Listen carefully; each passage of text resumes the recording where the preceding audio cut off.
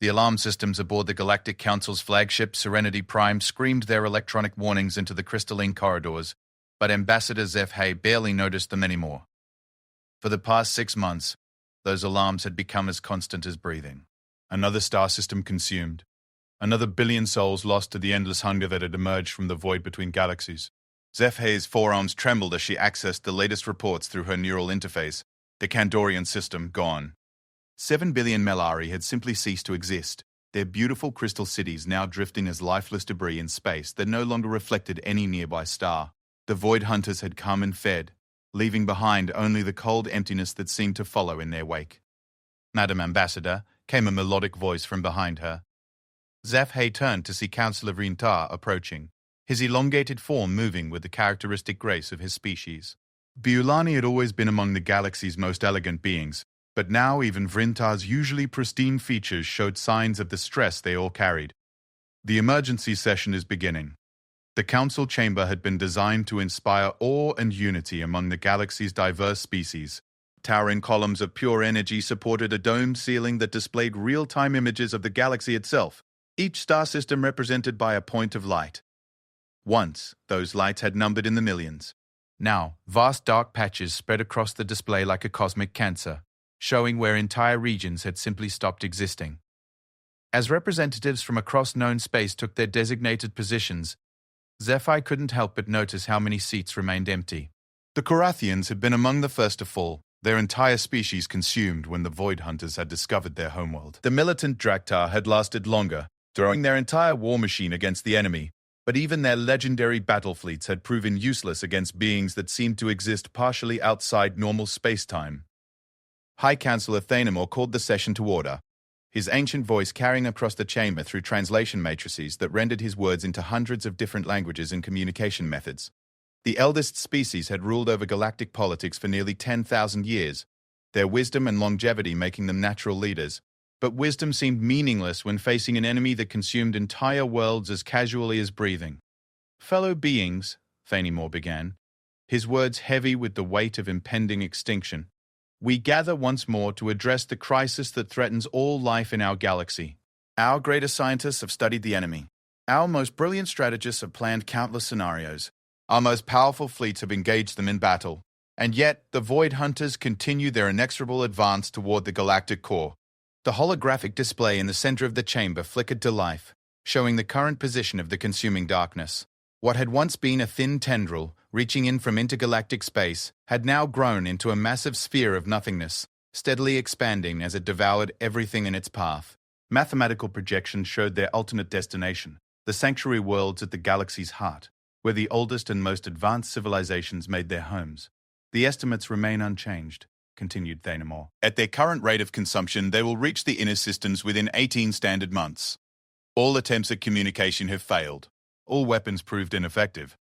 Our most advanced shields cannot even slow their advance." Ambassador Krelnox of the Technological Union stood to address the assembly. His cybernetic enhancements gleamed under the chamber's soft lighting as he spoke. "Honored colleagues, our analysis suggests that the Void Hunters exist partially in subspace, allowing them to phase in and out of normal reality at will. Our energy weapons pass harmlessly through them when they shift dimensions, while their own attacks tear through our hulls as if they were made of paper. They appear to feed on organized energy patterns, particularly the neural patterns of living beings." A collective shudder ran through the assembly. The reports from survivors had been harrowing. Crews found aboard abandoned ships with no physical injuries, simply drained of all life force. Their bodies preserved but empty of any spark that had once made them living beings. "What of the Zerian battle station?" asked Representative Moltar, her crystalline form refracting the light into rainbow patterns. "Surely a weapon capable of destroying entire planets can harm these creatures." Krelnox's expression grew grim. "The Zerian fired upon a Void Hunter fleet 6 days ago. The beam struck them directly, carrying enough energy to shatter a moon. The creatures absorbed the energy and grew larger. We inadvertently fed them the equivalent of 1,000 worlds' worth of organized energy patterns." Silence fell over the chamber like a burial shroud. For 3 centuries, the Galactic Council had prided itself on bringing order and civilization to the galaxy's countless species. They had ended wars, prevented extinction events, and guided primitive species toward enlightenment. Their technology could reshape planets. Their medicine could cure any disease. and their science had unlocked the fundamental secrets of reality itself. None of it mattered against an enemy that existed beyond their understanding. "There is," Thanemore said slowly, his voice carrying a weight that made every being in the chamber lean forward. "One option we have not yet considered. One species that has consistently defied our understanding and expectations." HFY felt her hard equivalent skip a beat. She had a terrible suspicion she knew where this conversation was heading. "The humans," Thanemore continued, ignoring the immediate outburst of shocked voices and electronic protests. "The Deathworld species from the Sol system." The reaction was immediate and explosive. Representatives leaped to their feet, their various communication methods creating a cacophony of protest. Humans were barely considered a galactic species at all.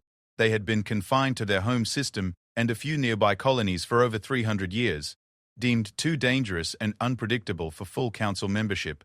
Ambassador Velthar of the Peaceful Alliance was the first to voice what many were thinking. "High Counselor, with respect, the humans are little more than organized barbarians. Their homeworld is a Class 5 death world where the very environment tries to kill everything that lives on it. Their psychology is fundamentally unstable, prone to violence and irrational decision-making. They have made no significant scientific contributions to galactic knowledge."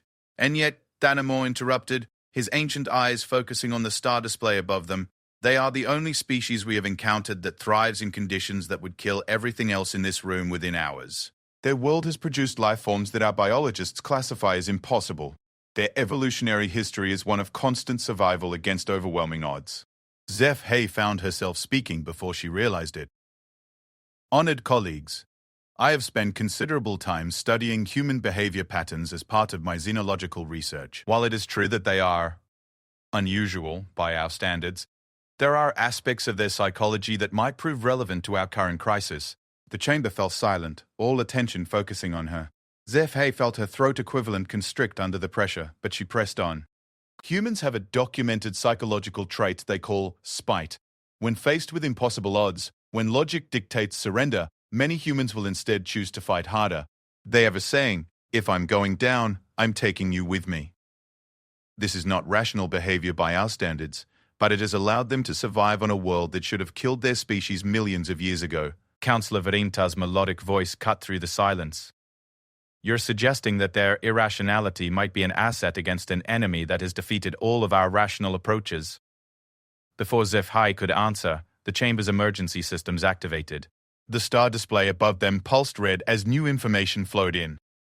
Another system had gone dark. The Helios cluster, home to 15 billion beings, simply ceased to exist while they debated. Thanemore's voice carried a finality that silenced all protests. "The humans have been quarantined in their system by our mutual defense agreement. They are prevented from expanding beyond their designated space, but they are also protected from external interference. However, the agreement contains a clause that has never been invoked. In the event of a galaxy-threatening crisis, the quarantine can be lifted to request their assistance." The ancient leader's eyes swept across the chamber, meeting the gaze of every representative present. "The alternative is the extinction of every species in this galaxy. The choice, fellow beings, is no longer between civilization and barbarism. It is between survival and extinction." The vote was closer than HFY had expected, but desperation ultimately won over prejudice. As the representatives filed out of the chamber to prepare their individual governments for the unprecedented step they were about to take, HFY found herself staring at the dark patches spreading across the galaxy display. 300 years ago, when humanity had first achieved faster-than-light travel and made contact with galactic civilization, they had been excited to join the community of intelligent species. Their excitement had quickly turned to disappointment, then anger, then resigned acceptance when they learned that their homeworld's classification meant they would never be considered truly civilized by galactic standards. Now, those same uncivilized humans might be their only hope for survival. The message would be sent within the hour, the first official communication from the Galactic Council to humanity since the quarantine had been established. It would arrive at Earth in 3 days, carried by the fastest courier ship in the galaxy. And then, for the first time in 3 centuries, the galaxy would discover what humans were truly capable of when faced with the impossible. As HFY walked through the corridors of the Serenity Prime, she found herself wondering if they were about to make the greatest mistake in galactic history, or if they were finally doing something that should have been done centuries ago. The Void Hunters consumed entire star systems without effort, phasing in and out of reality like nightmares made manifest. But they had never encountered a species that had been forged in the crucible of a world that actively tried to kill everything living on its surface. They had never faced beings who looked at certain death and asked, "Is that all you've got?" The message to Earth would be simple: the galaxy is ending. Help us. And somewhere in the back of her mind, HFY found herself hoping that humanity's response would be just as simple: hold our beer. Admiral Sarah Chen stood in the observation deck of Earth's orbital defense station, watching the alien courier ship approach through the deep space monitoring systems. The vessel was unlike anything in humanity's fleet. Graceful curves where human ships had angular efficiency, gleaming materials that seemed to bend light itself, and propulsion systems that left no visible exhaust trail. It was beautiful in a way that reminded her why humanity had once been so eager to join galactic civilization. That had been before they learned that their homeworld was considered a nightmare by every other intelligent species in the galaxy. "Ma'am?" came the voice of Lieutenant Rodriguez through her comm implant. "The alien vessel is requesting permission to enter Earth's atmosphere. They're transmitting what appears to be official Galactic Council credentials." Sarah's eyebrows rose slightly. In her 35 years of military service, she had never heard of the Galactic Council directly contacting Earth. The quarantine agreements meant that all communication went through buffer stations at the edge of their system, usually consisting of terse warnings to stay within their designated boundaries. "Grant permission for atmospheric entry," she ordered. "Have them dock at Geneva Station. And, Lieutenant, make sure our best xenolinguists are standing by. Something tells me this isn't a routine visit." The courier ship's passenger turned out to be Ambassador HFY, though Sarah didn't learn her name until after the rather awkward first contact protocols had been completed. Watching the four-armed alien attempt to navigate Earth's gravity while wearing what appeared to be a full environmental suit had been almost painful. The ambassador moved like someone walking underwater, clearly struggling with what humans considered normal atmospheric conditions. The meeting took place in Geneva's high-security conference room, with Secretary General Martinez representing Earth's unified government and Admiral Chen providing military perspective. Across from them, Ambassador HFY sat in a specially designed chair that accommodated her alien physiology, her environmental suit speakers translating her words into English. "Secretary General Martinez," HFY began, her translated voice carrying formal tones, "I bring greetings from the Galactic Council and a request that is unprecedented in our recorded history." Martinez leaned forward slightly. A veteran diplomat, he had spent years studying what little information humanity had about galactic politics. "Ambassador, we appreciate your visit, but I must confess surprise. Our understanding was that direct contact was prohibited under the quarantine agreements." "Under normal circumstances, yes," HFY acknowledged. "However, these are far from normal circumstances. Secretary General, Admiral Chen, what I am about to share with you is classified at the highest levels of galactic security. The information exists only within the inner circle of Council leadership." She activated a holographic projector that materialized a three-dimensional map of the galaxy. Sarah recognized the familiar spiral structure, but vast sections of it appeared completely dark, not just empty, but seemingly absent entirely. 6 months ago, HFY continued, something emerged from the void between galaxies. "We have designated them the Void Hunters, though we understand very little about what they actually are. They consume entire star systems, absorbing not just matter and energy, but the very essence of organized existence itself." Admiral Chen studied the display with a professional eye for tactical situations. "How many casualties are we talking about, Ambassador?" "Approximately 400 billion sentient beings have been confirmed lost." However, the actual number is likely much higher, as many systems have simply ceased to exist with no opportunity to send distress signals. The silence that followed was deafening. Sarah had seen combat, had made decisions that cost lives, but the scale of destruction they were discussing was beyond her ability to truly comprehend. Secretary General Martinez found his voice first. "Ambassador, while we sympathize with the tragedy you describe, I'm not certain what assistance Earth could possibly provide. Our technology is primitive by galactic standards. Our fleet consists of perhaps 1,000 vessels, none of which could match even your courier ships in capability." HFY's environmental suit made a sound that might have been the equivalent of a deep breath. "Secretary General, the Council has tried everything. Our most advanced weapons are useless. Our shields cannot slow their advance. Our greatest minds have found no solution." The Void Hunters exist partially outside normal space-time, making them effectively invulnerable to conventional attacks. Then what exactly are you asking of us? Admiral Chen asked, though she suspected she already knew the answer. The Council is requesting that humanity join the galactic defense effort. Your species would be granted full membership and access to all galactic technologies and resources. In exchange, you would contribute your military forces to the fight against the Void Hunters. Sarah exchanged a look with Martinez. Both of them understood what wasn't being said.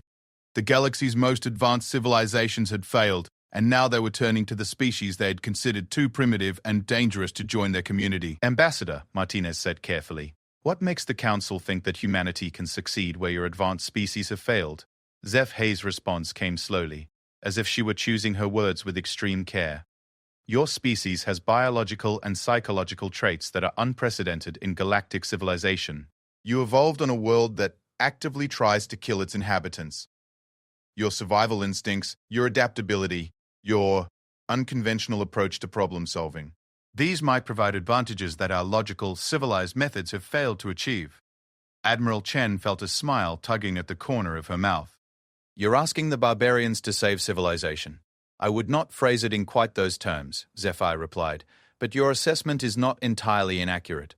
The discussion continued for several hours, covering tactical assessments, resource requirements, and political implications. But Sarah found her attention drifting to the galactic map, studying the patterns of destruction. There was something about the Void Hunters' advance that nagged at her military mind, a consistency that suggested they weren't random predators, but something with purpose and intelligence. When the formal meeting concluded, Sarah requested a private moment with Ambassador Zeph Hay. The alien's environmental suit made reading her expressions impossible, but her body language suggested curiosity. Ambassador, may I ask you a personal question? Of course, Admiral. What do you actually think of us? Humans, I mean. Not the official diplomatic position, but your personal assessment. Zeph Hay was quiet for a long moment. When she spoke, her translated voice carried a different tone, less formal, more genuine. Admiral Chen, I have spent considerable time studying your species as part of my xenological research. Your people confuse and terrify us in equal measure. Sarah nodded. That's honest. I appreciate honesty. Your homeworld should have killed you millions of years ago. The gravitational forces, the atmospheric conditions, the geological instability, the biological hazards, any one of these factors would have driven most species to extinction. Instead, you thrived. You turned adversity into advantage so consistently that our scientists have had to revise fundamental theories about evolutionary biology. And, psychologically, Your species exhibits behavioral patterns that our psychologists classify as fundamentally irrational. when faced with impossible odds, logical species retreat and regroup. Humans often choose to attack instead. You have a documented tendency to attempt solutions that should not work, and yet somehow succeed through sheer determination and what you call thinking outside the box. Sarah found herself grinning. You know what, Ambassador? I think this might work out better than anyone expects. What do you mean? You've spent 300 years trying to understand humans through the lens of logical, civilized behavior, but you just admitted that we're fundamentally irrational. What if that irrationality is exactly what you need against an enemy that has defeated all of your rational approaches? The next week passed in a whirlwind of activity. Earth's unified government called emergency sessions to debate the Council's request, while military planners worked around the clock to assess humanity's readiness for galactic warfare. The decision, when it came, was almost anticlimactic in its unanimity. Earth would join the galactic defense effort.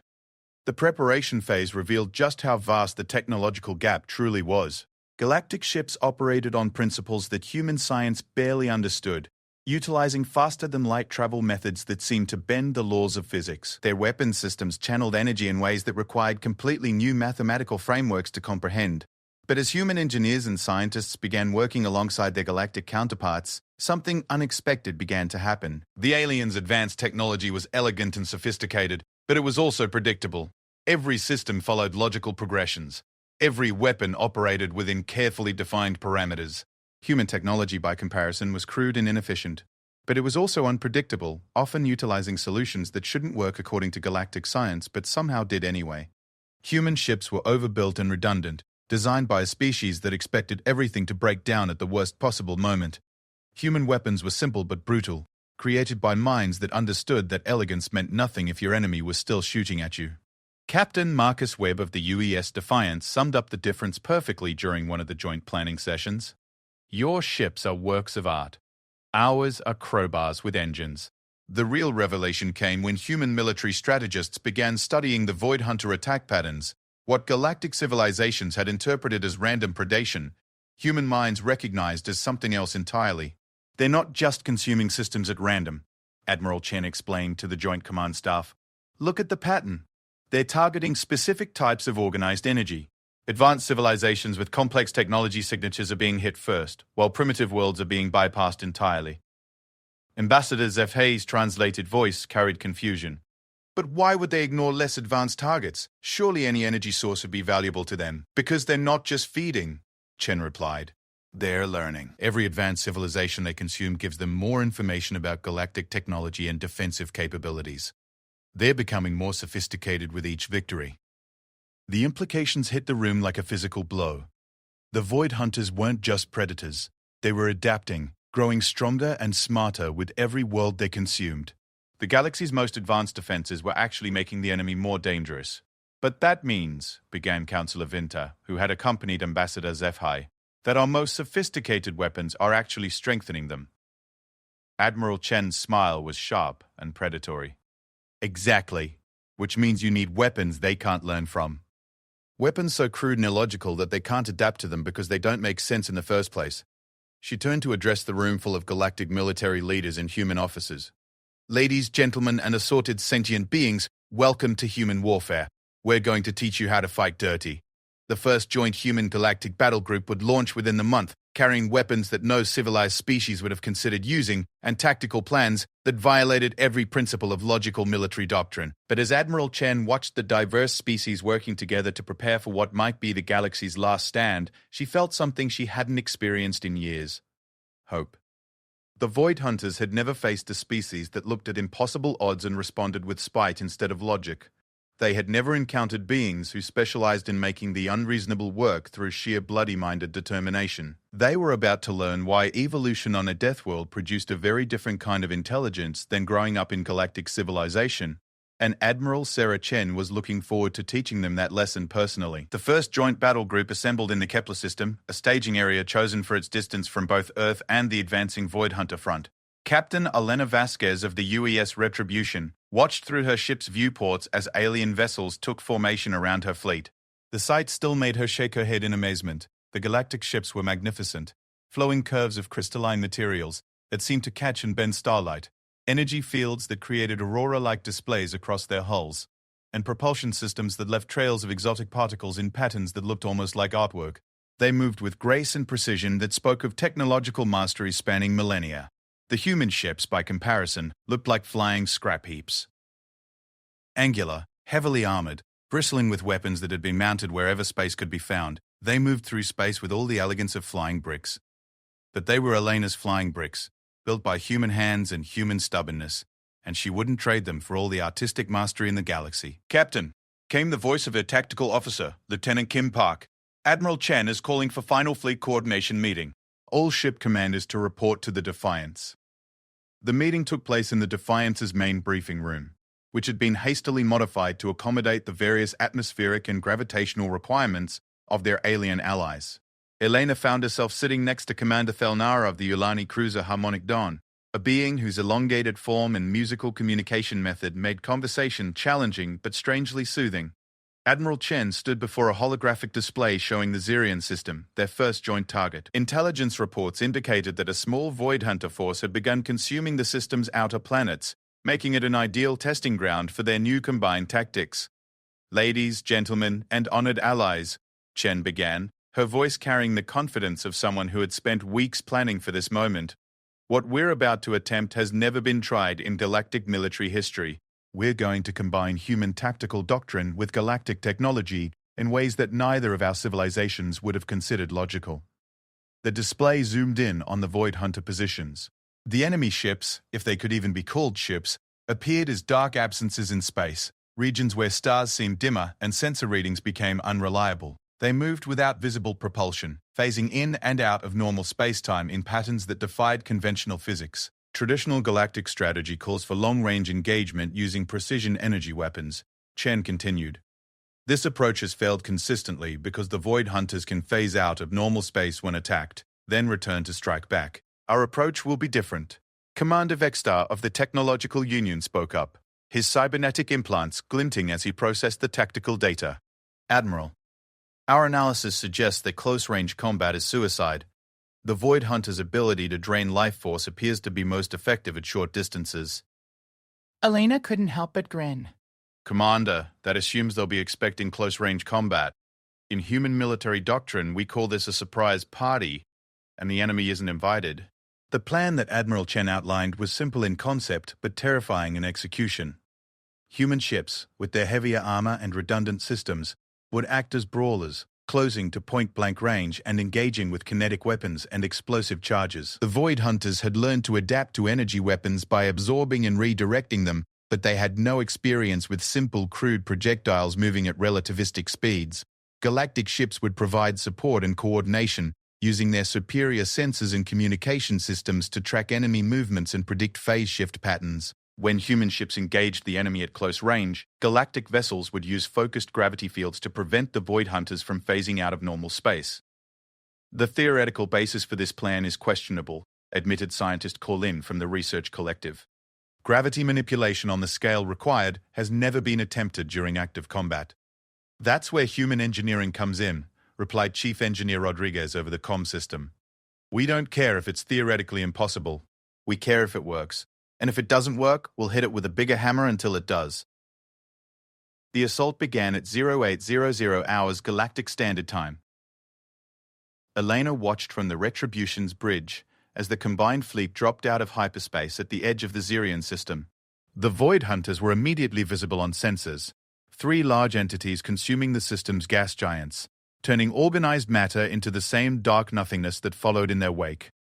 All ships, this is Admiral Chen, came the voice over the fleet communication network. Remember, the goal isn't just to stop them. The goal is to learn how to kill them. Every piece of data we gather here could save billions of lives elsewhere. The enemy response was immediate and terrifying. The Void Hunters seemed to notice the fleet's presence instantly, abandoning their consumption of the gas giants and moving toward the attacking force with impossible speed. As they approached, space itself seemed to become unreliable. Stars flickered, gravitational fields fluctuated, and sensor readings became chaotic. Enemy entities shifting into phase state, reported Lieutenant Park. Galactic ships are beginning gravity field generation. Elena could see the effects on her tactical display as the alien vessels began their unprecedented maneuver. Gravity fields normally used for faster-than-light travel were being redirected and focused like weapons. Space around the Void Hunters began to distort, creating visible ripples in the cosmic background radiation. It's working, breathed Commander Thelnara, her musical voice carrying notes of amazement. They're being held in normal space-time. Human ships begin assault run, Admiral Chen ordered. Remember, close fast, hit hard, and don't give them time to adapt. Elena felt the familiar weight of acceleration as the Retribution surged forward alongside her sister ships. Human vessels had been built for exactly this kind of insane maneuver, closing with an enemy that outgunned them in every logical sense, and trusting in armor, speed, and sheer bloody-minded determination to carry the day.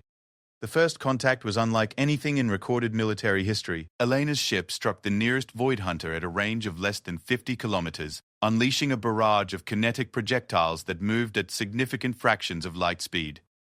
The enemy entity, a writhing mass of dark energy that seemed to exist in multiple dimensions simultaneously, recoiled as if struck by a physical blow. Direct hit, reported Lieutenant Park. The entity appears to be leading some kind of dark energy discharge. Across the battlefield, other human ships were engaging in similar point-blank duels. The UES Valkyrie had actually rammed one of the smaller Void Hunters, her reinforced prow tearing through whatever substance the creature was made of, while her crew unleashed everything in their arsenal at literally zero range. But the real surprise came when the Void Hunters attempted to drain the life force from the human crews. Reports flooded the communication channels as ship after ship reported the same phenomenon. "This is Captain Morrison of the Berserker," came one transmission. "The entity is trying to drain our crew, but it's having trouble, like it can't get a proper grip on human neural patterns." Elena realized what was happening and felt a surge of fierce pride in her species. It's our irrationality, she announced over the fleet channel. These things feed on organized energy patterns, but human thought processes are too chaotic for them to easily digest. The battle raged for 3 hours, with human ships dancing a deadly waltz with entities that existed partially outside normal reality. Galactic vessels provided crucial support, their gravity fields keeping the Void Hunters locked in normal space, while their sensors tracked enemy movements and predicted attack patterns. When it finally ended, one Void Hunter had been completely destroyed, the first confirmed kill of an enemy entity since the crisis began.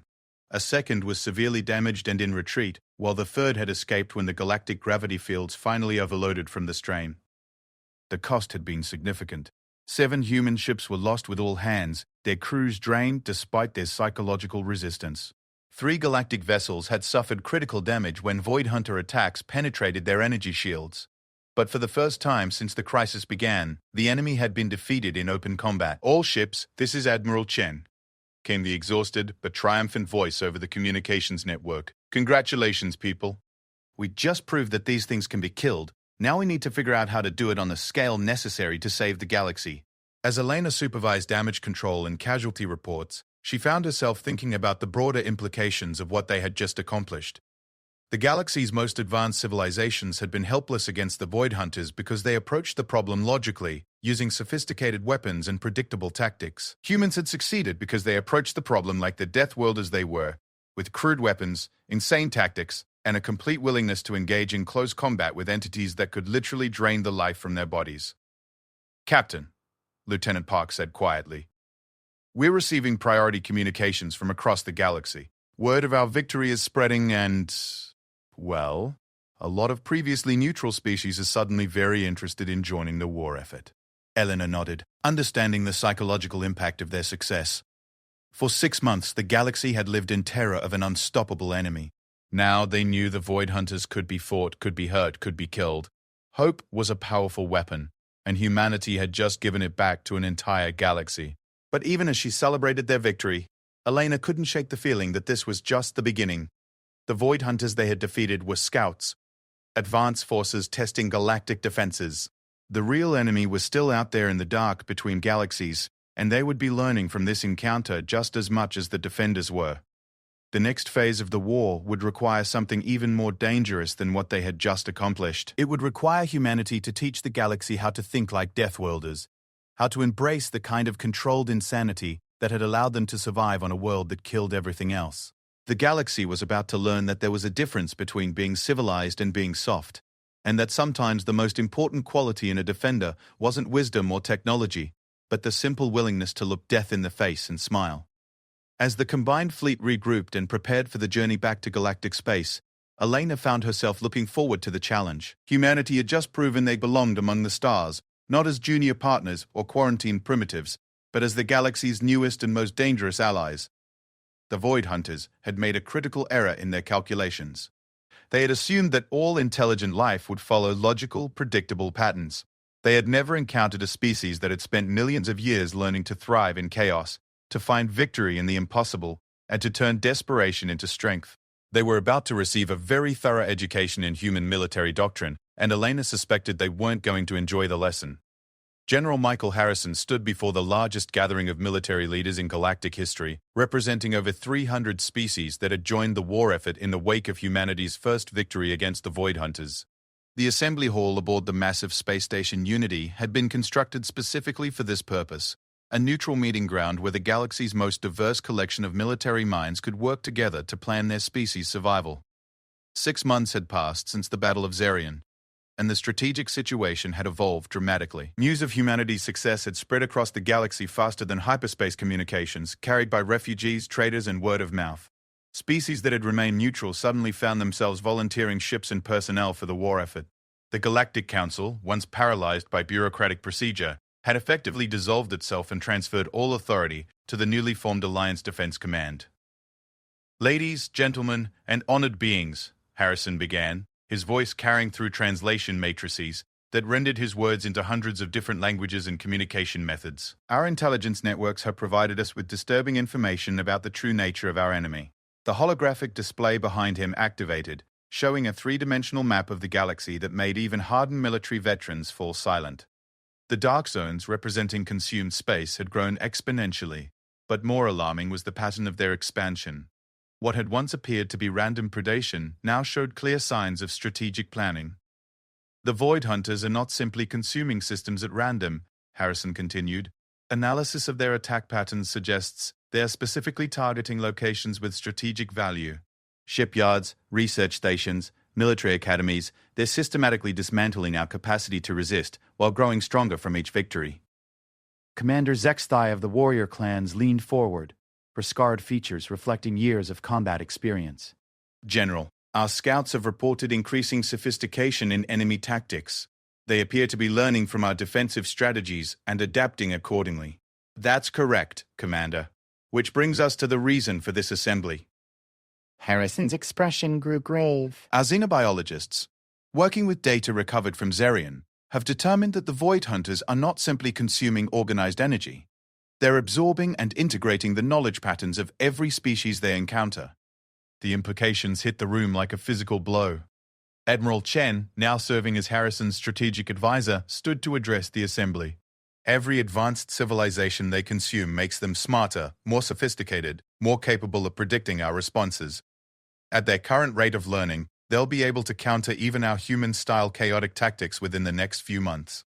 Representative Kilnaran of the Peaceful Collective voiced what many were thinking. Then we are merely delaying the inevitable. If they can adapt to any strategy we develop, how can we possibly achieve victory? Harrison's smile was sharp and predatory, carrying undertones that made several species in the room unconsciously step back. Representative, you're thinking like a civilized being.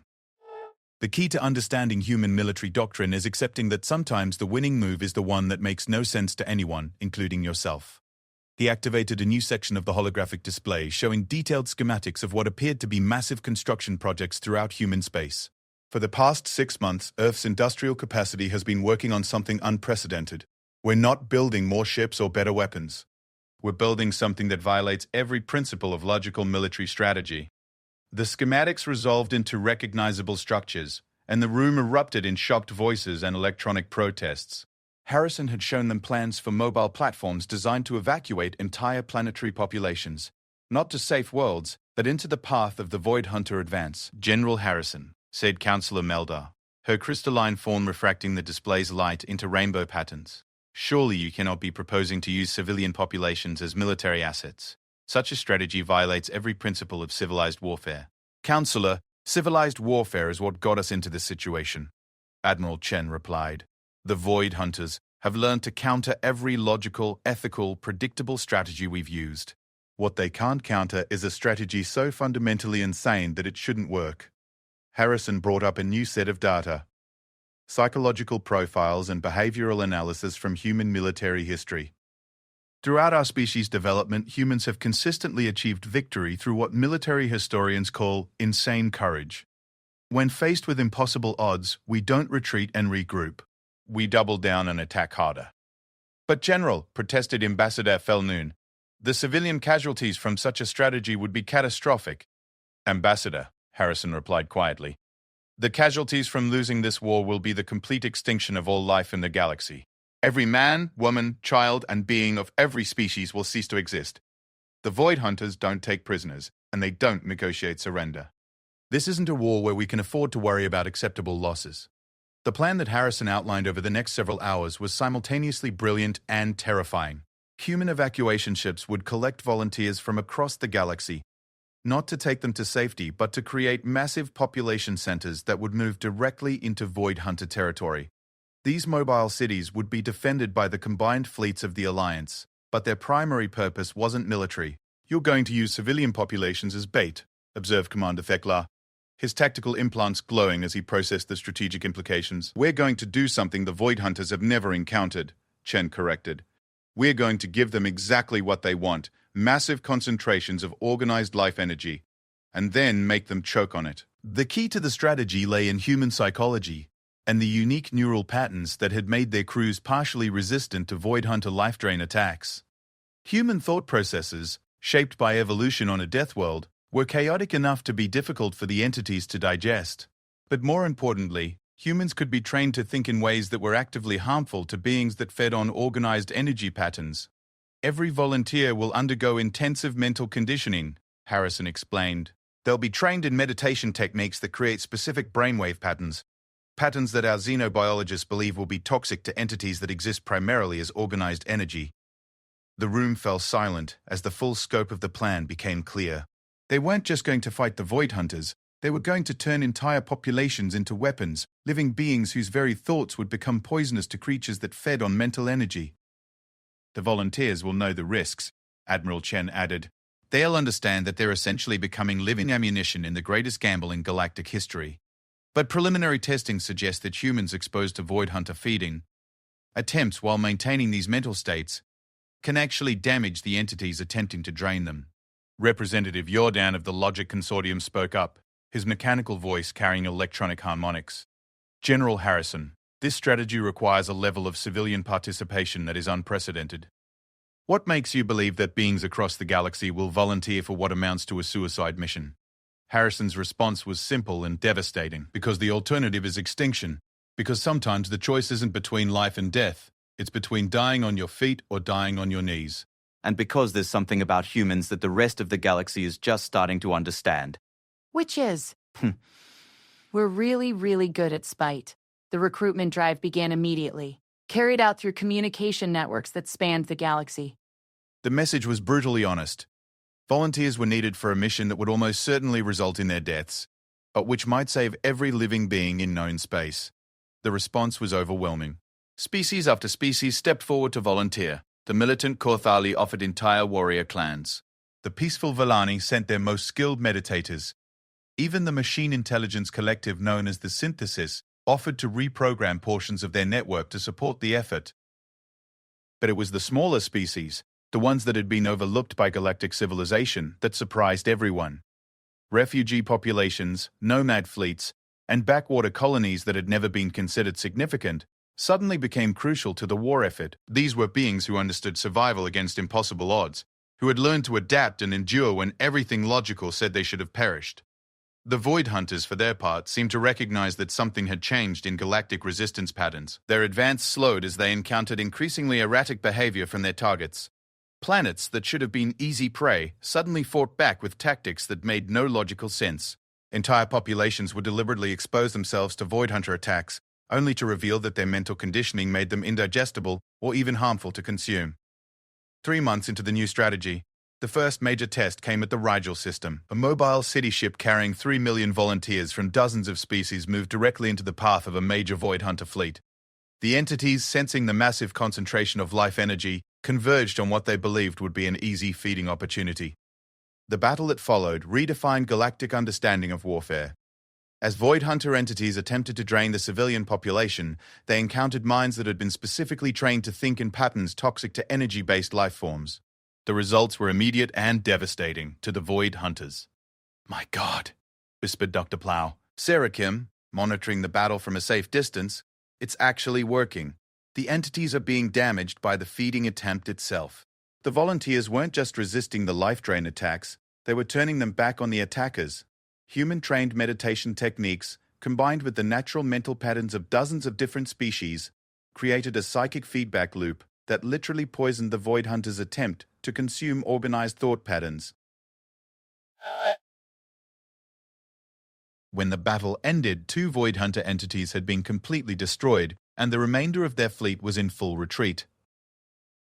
But the cost had been enormous. Over 500,000 volunteers had died in the psychic backlash, their minds burned out by the effort of maintaining thought patterns that were fundamentally opposed to their natural neural structures. The victory was celebrated across the galaxy, but General Harrison felt no joy as he read the casualty reports.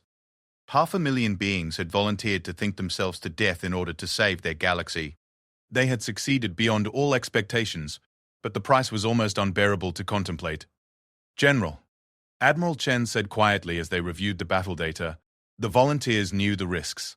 They chose to make this sacrifice." "I know, Sarah, that doesn't make it easier." "No, but it makes it necessary. And it proves something that the galaxy is just beginning to understand about humans." "What's that?" Chen's smile was fierce and proud. "We're not the only Deathworlders in the galaxy. We're just the first ones stupid enough to advertise it." The success at Rigel marked a turning point in the war.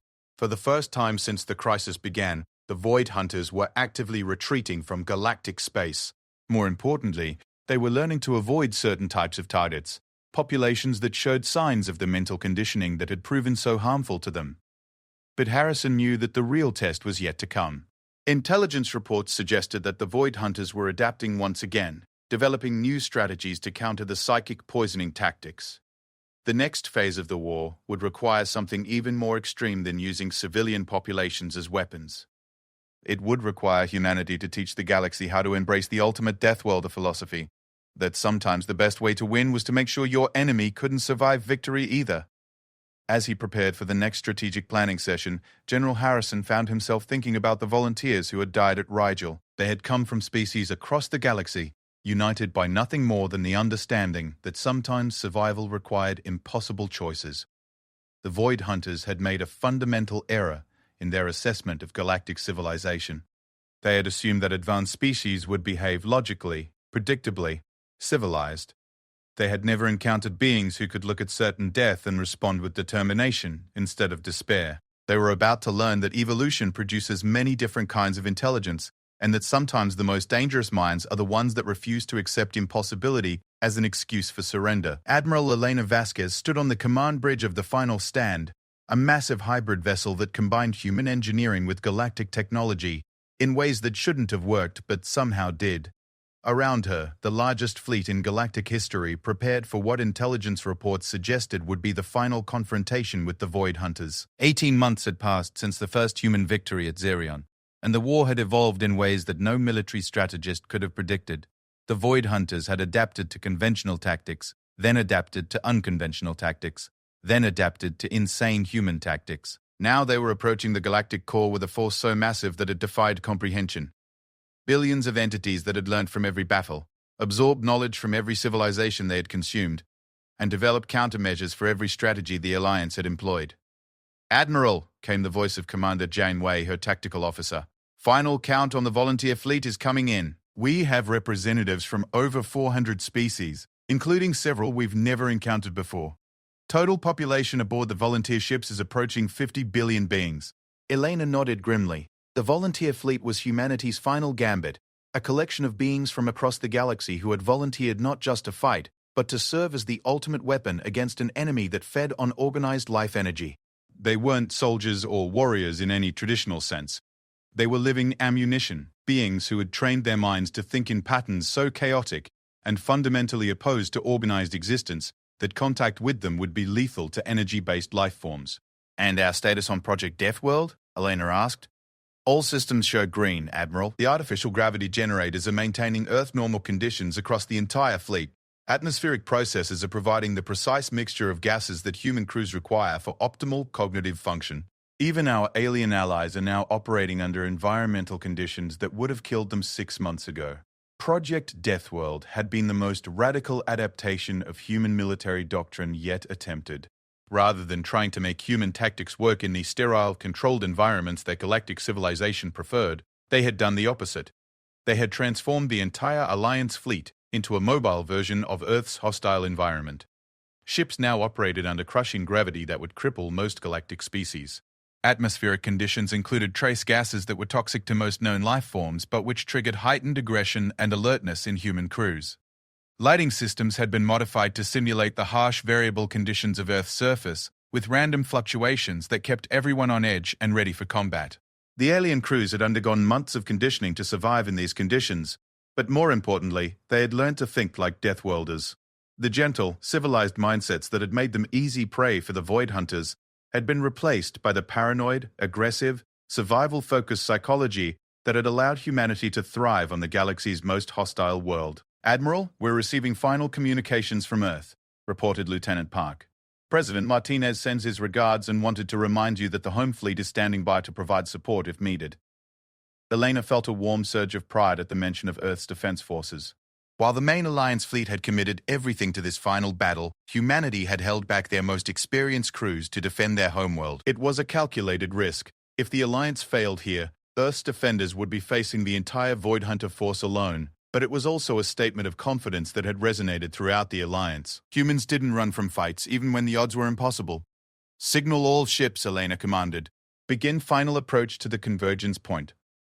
The convergence point was a region of space that human astronomers had designated as strategically worthless, a volume of empty void between star systems where nothing of value existed. But intelligence analysis had determined that it was exactly where the Void Hunters would expect the Alliance to make their final stand, far from any population centers that might be caught in the crossfire. The Void Hunters had learned to predict Alliance behavior with disturbing accuracy. They knew that civilized species would choose battle locations that minimize collateral damage. They knew that rational military commanders would seek tactical advantages like nearby star systems for gravitational support or asteroid fields for cover, which was exactly why Admiral Chen had chosen to fight them in the middle of nowhere, with no tactical advantages and no hope of retreat. "Enemy contact," announced Commander Zhang. "Reading approximately, Admiral. The sensors can't provide an accurate count. There are too many of them." The Void Hunter force that emerged from the darkness between galaxies was beyond anything the Alliance had faced before. Where previous encounters had involved dozens or hundreds of entities, this appeared to be their entire military force. Billions of dark shapes that seemed to exist in multiple dimensions simultaneously, moving through space with purpose and intelligence that spoke of millennia of adaptation and learning. "All ships, this is Admiral Vasquez," Elena announced over the Fleet Communication Network. "Today we end this war one way or another. Remember your training. Remember why you're here. And remember that sometimes the only way to win is to make sure nobody wins." The opening phase of the battle followed patterns that had become familiar over the past year of warfare. Alliance ships engaged the enemy at long range with coordinated volleys of kinetic projectiles and exotic energy weapons. The Void Hunters responded with their characteristic phasing tactics, slipping in and out of normal space-time to avoid damage while closing for feeding range. But something was different this time. The Void Hunters' approach was more cautious, more measured. They had learned to recognize the signs of Alliance trap tactics and were probing for weaknesses rather than charging directly into combat. "They're learning," observed Dr. Sarah Kim from the science station. "They're not falling for our usual bait-and-switch tactics." Elena nodded. This was what they had expected. An enemy that had absorbed the knowledge of hundreds of civilizations and could predict most rational military responses. Which was why their strategy for this battle wasn't rational. "All ships, execute Omega Protocol!" What happened next violated every principle of military strategy that had been developed over the past 10,000 years of galactic civilization. Instead of maintaining formation and fighting defensively, the entire Alliance fleet scattered in apparently random directions. Ships that should have been providing mutual support separated and began operating independently. Carefully planned battle lines dissolved into chaos as individual vessels began engaging in combat that looked more like berserker runs than coordinated military action. The Void Hunters paused, clearly confused by this apparent breakdown in Alliance discipline. Their intelligence had prepared them to counter sophisticated tactics, elegant strategies, and logical responses to their attacks. They had no experience with a military force that appeared to have suffered a complete breakdown in command structure. "Phase 2, Elena announced, and the real insanity began. Across the battlefield, Alliance ships began deliberately ramming Void Hunter entities. Not as desperation moves or last-ditch efforts, but as primary tactics. Human crews, conditioned by months of Deathworld training, screamed battle cries as they drove their vessels directly into enemies that existed partially outside normal reality. Alien crews who had learned to think like humans followed suit, their civilized minds now embracing the controlled madness that had allowed humanity to survive on a world that killed everything else. The results were immediate and catastrophic for both sides. Alliance ships died by the hundreds as they collided with entities that could drain life force through direct contact. But the Void Hunters were suffering as well, their energy forms disrupted by the sheer physical violence of ships ramming them at relativistic speeds, while their crews maintained the psychically toxic thought patterns that had been developed over months of mental conditioning. "Phase 3, Elena commanded, and the volunteer fleet moved forward. 50 billion beings from across the galaxy had volunteered for what they knew was a suicide mission. They weren't soldiers or warriors. They were teachers, artists, farmers, engineers, philosophers, and countless other civilian professions. But they had all undergone the same training that had made human crews poisonous to the Void Hunters. As the volunteer ships approached the main enemy force, their crews began the meditation techniques that would turn their minds into weapons. 50 billion beings simultaneously began thinking thoughts that were fundamentally opposed to organized existence, creating mental patterns so chaotic and contradictory that they became toxic to any entity that tried to absorb them. The effect on the Void Hunters was immediate and devastating. As they attempted to drain life force from the approaching volunteers, they encountered minds that had been specifically trained to think in ways that were harmful to energy-based consciousness. The feeding process that had allowed them to consume hundreds of civilizations suddenly became a conduit for their own destruction. "My God," whispered Dr. Kim as she monitored the psychic feedback readings. "The volunteers aren't just resisting the drain, they're actively damaging the entities. It's like they're injecting poison directly into their consciousness." But the cost was enormous. The volunteers were burning out their own nervous systems to maintain thought patterns that were fundamentally opposed to their natural brain chemistry. Entire ships went dark as their crews died from the effort of thinking themselves into weapons against an enemy that existed as pure, organized energy. Elena watched the tactical display as billions of Void Hunter entities began to retreat, their forms disrupted and damaged by exposure to minds that had been trained to think in patterns of controlled chaos. For the first time in the war, the enemy was fleeing rather than advancing. "Admiral," Commander Zhang reported, "we're detecting massive energy discharges from the enemy retreat vector. It appears that some of the damaged entities are exploding? Losing cohesion?" The realization hit Elena like a physical blow. The Void Hunters weren't just individual entities. They were part of a larger collective consciousness, sharing information and energy across their entire species. The psychic poisoning from the volunteer fleet wasn't just affecting individual entities. It was spreading through their entire network like a virus, disrupting the collective intelligence that had made them so adaptable and dangerous. "All remaining ships pursue and maintain contact," Elena ordered. "Don't let them regroup in deep space." What followed was less a battle than a rout. The surviving Alliance vessels, now numbering fewer than 1,000 ships, pursued the retreating Void Hunter force across multiple star systems. Every contact spread the psychic contamination further through the enemy network, as entities that had been exposed to the volunteers' toxic thought patterns infected others with the same mental disruption. 3 days after the Battle of the Convergence Point, the last Void Hunter entity was confirmed destroyed.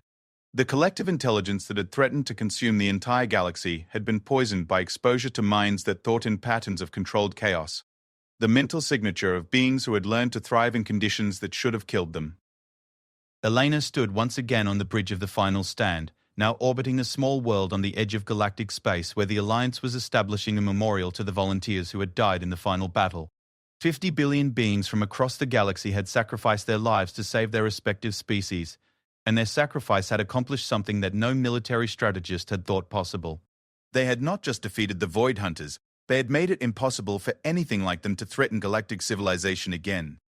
The psychic contamination that had destroyed the enemy collective consciousness had spread to the dark spaces between galaxies, creating a kind of mental immune system that would poison any energy-based predator that tried to repeat the Void Hunters' strategy. "Admiral," Lieutenant Park reported, "we're receiving communications from across the galaxy. The quarantine zones are being officially dissolved. Humanity has been granted full membership in the Galactic Council, along with voting rights and representation on all major committees." Elena smiled, but it was tinged with sadness for the price they had all paid. "Send a message to Earth, Lieutenant. Tell them we're coming home." As the remaining Alliance ships prepared for the journey back to their respective homeworlds, Elena found herself thinking about the legacy of what they had accomplished. The galaxy would never again look at humanity as primitive barbarians from a backwater death world. They had proven that sometimes the most important quality in a defender wasn't sophistication or civilization, but the simple willingness to embrace controlled madness when faced with impossible odds. The Void Hunters had made a fundamental error in their understanding of intelligent life. They had assumed that advanced civilizations would always choose logical, predictable responses to threats. They had never encountered a species that had spent millions of years learning to thrive in chaos, to find victory in impossibility, and to turn desperation into strength. More importantly, they had never faced an enemy that could look at certain extinction and respond not with despair, but with spite. As the final stand engaged its faster-than-light drive for the journey home, Elena reflected on the fact that the galaxy was now a fundamentally different place than it had been 2 years ago. The rigid hierarchies and careful protocols of galactic civilization had been replaced by something more flexible, more adaptive, more willing to embrace unconventional solutions to impossible problems. They had all become Deathworlders in their own way, learning to think like beings who had no choice but to thrive in the face of overwhelming hostility. And in doing so, they had not just saved their galaxy, they had evolved into something stronger, something more resilient, something capable of facing whatever threats might emerge from the dark spaces between the stars. Humanity had finally taken its place among the stars. not as junior partners or primitive allies, but as the teachers who had shown an entire galaxy how to survive the unsurvivable and overcome the impossible. The age of gentle civilization was over. The age of Deathworlders had begun.